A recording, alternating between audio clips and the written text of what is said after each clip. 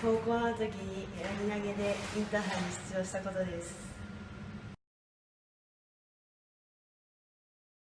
はい、高校2年生以降から始めました。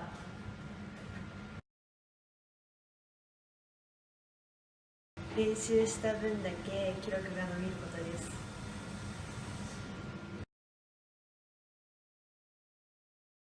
はい、筋力トレーニングも大切だと思いますが、それよりも日々の食事が大切だと思います。はい、インターハイを目指すために食に関して興味が湧き、栄養士になりたいと思いました。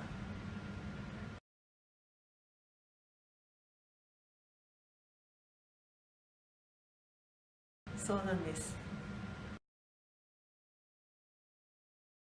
私は中学から高校卒業まで陸上部に所属し、特に高校2年生以降はやり投げの種目に専念してきました。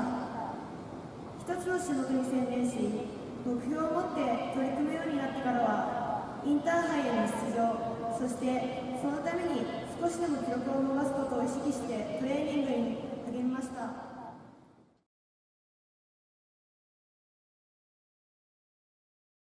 すごく緊張しました。